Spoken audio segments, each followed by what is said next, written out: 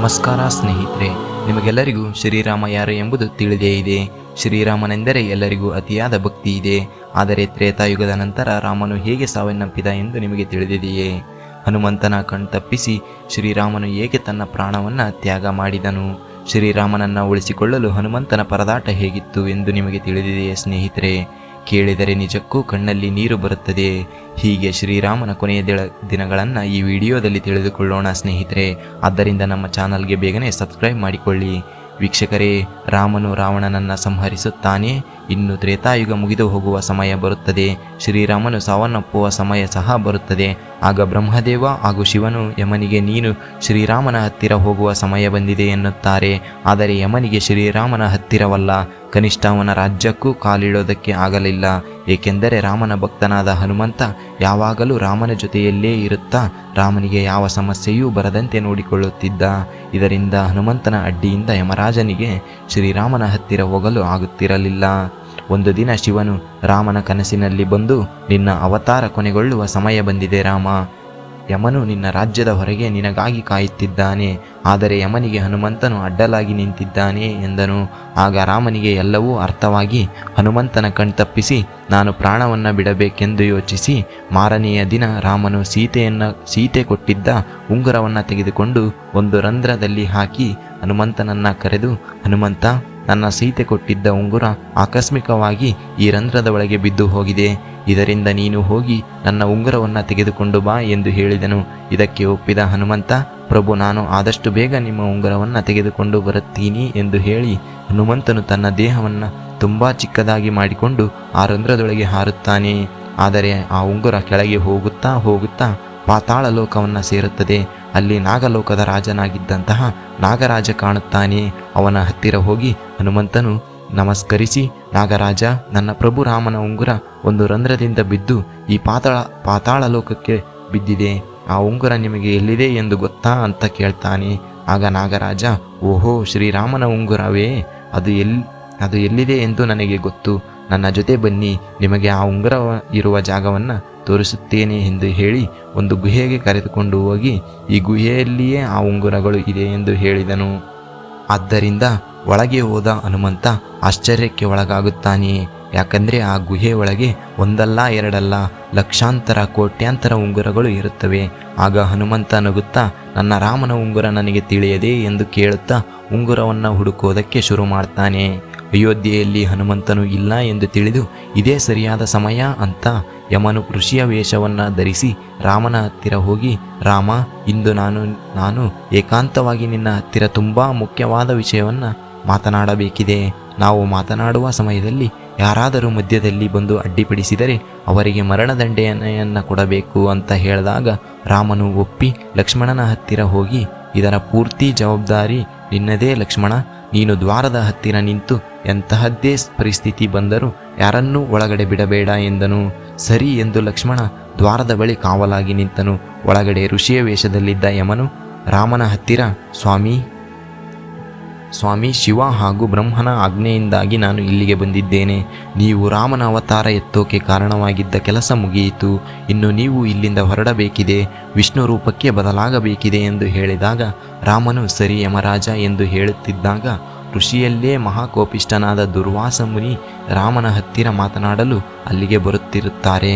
ಆಗ ಲಕ್ಷ್ಮಣನು, ಸ್ವಾಮಿ, ಈಗ ನಿಮ್ಮನ್ನು ಒಳಗಡೆ ಬಿಡಲು ಸಾಧ್ಯವಿಲ್ಲ ಎಂದು ದೂರ್ವಾಸ ಮುನಿಯನ್ನು ಅಲ್ಲಿಯೇ ತಡೆಯುತ್ತಾನೆ. ಆಗ ದೂರ್ವಾಸ ಮುನಿ ಬಲು ಕೋಪದಿಂದ, ಏನು, ನಾನು ಅಷ್ಟು ದೂರದಿಂದ ರಾಮನ ಹತ್ತಿರ ಮಾತನಾಡಲು ಬಂದರೆ ನನ್ನನ್ನೇ ಒಳಗಡೆ ಬಿಡದೆ ತಡೆಯುತ್ತಿರುವೆಯಾ? ಇದರಿಂದ ಶ್ರೀರಾಮನು ನನಗೆ ತುಂಬ ಅವಮಾನ ಮಾಡಿದಂತಾಗುತ್ತದೆ. ಈಗ ನೀನು ನನ್ನನ್ನು ಒಳಗಡೆ ಬಿಡದೇ ಹೋದರೆ ನಾನು ರಾಮನನ್ನು ಶಾಪಗ್ರಸ್ತನನ್ನಾಗಿ ಮಾಡುತ್ತೇನೆ ಎಂದು ಹೇಳಿದಾಗ ತನ್ನ ಅಣ್ಣನಿಗೆ ತೊಂದರೆಯಾಗುವುದನ್ನು ಲಕ್ಷ್ಮಣನು ಎಂದಿಗೂ ಒಪ್ಪುವುದಿಲ್ಲ. ಹಾಗಂತ ಒಳಗಡೆ ಹೋದರೆ ಮರಣದಂಡನೆಯಾಗುತ್ತದೆ. ಇದರಿಂದ ಲಕ್ಷ್ಮಣನಿಗೆ ತಾನೇನು ಮಾಡಬೇಕೆಂದು ತಿಳಿಯದೆ ಅಣ್ಣನನ್ನು ಪಾರು ಮಾಡೋಕೆ ತಾನೇ ಪ್ರಾಣತ್ಯಾಗ ಮಾಡೋಕೆ ಮುಂದಾಗಿ ಒಳಗಡೆ ಬಂದು ತಲೆಬಾಗಿ, ದೂರ್ವಾಸ ಮುನಿ ಬಂದಿದ್ದಾರೆ ಎಂದನು. ಲಕ್ಷ್ಮಣನು ಒಳಗಡೆ ಬರುತ್ತಿರುವುದನ್ನು ಕಂಡಂತಹ ರಾಮನು, ಅಯ್ಯೋ ಲಕ್ಷ್ಮಣ, ಎಂತಹ ಕೆಲಸವನ್ನು ಮಾಡಿಬಿಟ್ಟೆ, ನಿನಗೆ ತಿಳಿಯದಾ? ಒಳಗಡೆ ಬಂದರೆ ಏನಾಗುತ್ತದೆ ಎಂದು. ಈಗ ನಾನು ನಿನಗೆ ಮರಣದಂಡನೆಯನ್ನು ಕೊಡಬೇಕು ಎಂದು ನೊಂದುಕೊಳ್ಳುತ್ತಲೇ ಹೇಳಿದನು. ಆಗ ರಾಮನಿಗೆ ಏನು ಮಾಡಬೇಕೆಂದು ಗೊತ್ತಾಗದೆ ತನ್ನ ಗುರುವಾದ ವಸಿಷ್ಠ ಮುನಿಯನ್ನು ಕರೆದು ಕೇಳ್ತಾನೆ. ಆಗ ರಾಮ, ನೀನು ಲಕ್ಷ್ಮಣನನ್ನು ಸಾಯಿಸುವ ಅವಶ್ಯಕತೆ ಇಲ್ಲ. ಯಾವಾಗಲೂ ನಿನ್ನ ಪಕ್ಕದಲ್ಲಿಯೇ ಇರುವ ಲಕ್ಷ್ಮಣನು ನಿನ್ನಿಂದ ದೂರವಾದರೆ ಅದೇ ಅವನಿಗೆ ಮರಣಕ್ಕೆ ಸಮಾನ. ಆದ್ದರಿಂದ ಲಕ್ಷ್ಮಣನನ್ನು ರಾಜ್ಯದಿಂದ ಬಹಿಷ್ಕಾರ ಮಾಡು ಸಾಕು ಅಂತ ಹೇಳ್ತಾರೆ. ಇದನ್ನು ಕೇಳಿದಂತಹ ಲಕ್ಷ್ಮಣನು, ನಿನ್ನಿಂದ ದೂರವಾಗುವುದಕ್ಕಿಂತ ಸತ್ತು ಹೋಗುವುದೇ ಮೇಲು ಅಲ್ಲವಾ ಎಂದು ಸರಾಯು ನದಿಯಲ್ಲಿ ಜಲಸಮಾಧಿಯಾಗಿ ಹೋಗುತ್ತಾನೆ. ಅವನೊಂದಿಗೆ ಅವನ ಪತ್ನಿ ಕೂಡ ಜಲಸಮಾಧಿಯಾಗಿ ಹೋಗುತ್ತಾಳೆ. ಅವರಿಬ್ಬರೂ ಸತ್ತು ಹೋಗಿದ್ದನ್ನು ಕಂಡಂತಹ ರಾಮನು ನೋವಿನಿಂದ ಕುಗ್ಗಿ ಹೋಗಿ, ಲಕ್ಷ್ಮಣನೇ ಇಲ್ಲದೇ ಹೋದ ಮೇಲೆ ಇನ್ನು ನಾನೂ ಕೂಡ ಜಲಸಮಾಧಿಯಾಗಬೇಕು ಅಂತ ತೀರ್ಮಾನಿಸುತ್ತಾನೆ. ಅದೇ ಸಮಯದಲ್ಲಿ ಪಾತಾಳ ಲೋಕದಲ್ಲಿ ಇದ್ದಂತಹ ಹನುಮಂತನು ಯಾವ ಉಂಗುರವನ್ನು ನೋಡಿದರೂ ನನ್ನ ರಾಮನ ಉಂಗುರ ಥರನೇ ಇದೆಯಲ್ಲ ಎಂದು ಹುಡುಕಿ ಸಾಕಾಗಿ, ಓ ನಾಗರಾಜ, ಯಾವ ಉಂಗುರವನ್ನು ನೋಡಿದರೂ ನನ್ನ ರಾಮನ ಉಂಗುರದ ರೀತಿಯಲ್ಲೇ ಇದೆಯಲ್ಲ, ಅಷ್ಟಕ್ಕೂ ಇಷ್ಟೊಂದು ಉಂಗುರಗಳು ಇಲ್ಲಿಗೆ ಹೇಗೆ ಬಂದವು ಅಂತ ಕೇಳ್ತಾನೆ. ಆಗ ನಾಗರಾಜನು, ಅಯ್ಯೋ ಹನುಮಂತ, ಇದೆಲ್ಲವೂ ಶ್ರೀರಾಮನ ಉಂಗುರಗಳೇ. ಇಂದು ಶ್ರೀರಾಮನು ನಿನಗೆ ತಿಳಿಯದೆ ಪ್ರಾಣತ್ಯಾಗ ಮಾಡುತ್ತಿದ್ದಾನೆ. ನಿನಗೆ ಈ ವಿಷಯ ತಿಳಿದರೆ ನೀನು ಅದಕ್ಕೆ ಅಡ್ಡಿಪಡಿಸುತ್ತೀಯಾ ಎಂಬ ಕಾರಣದಿಂದ ನಿನ್ನನ್ನು ಇಲ್ಲಿಗೆ ಬರುವ ಹಾಗೆ ಮಾಡಲಾಗಿದೆ ಎಂದು ಹೇಳುತ್ತಿದ್ದಂತೆ ಹನುಮಂತನು, ಅಯ್ಯೋ, ನನ್ನ ರಾಮ ಇಂದು ನನ್ನನ್ನು ಬಿಟ್ಟು ಹೋಗುತ್ತಿದ್ದಾನಾ? ಇಲ್ಲ, ಅದನ್ನು ಹೇಗಾದರೂ ತಡೆಯಲೇಬೇಕು ಎಂದು ಕೈಗೆ ಸಿಕ್ಕಂತಹ ಉಂಗುರವನ್ನು ಎತ್ತಿಕೊಂಡು ವೇಗವಾಗಿ ಅಯೋಧ್ಯೆಗೆ ಓಡೋಡಿ ಬರುತ್ತಾನೆ. ಅಯೋಧ್ಯೆಯಲ್ಲಿ ಎಲ್ಲಿ ಹುಡುಕಿದರೂ ರಾಮನು ಎಲ್ಲಿಯೂ ಕಾಣಲಿಲ್ಲ.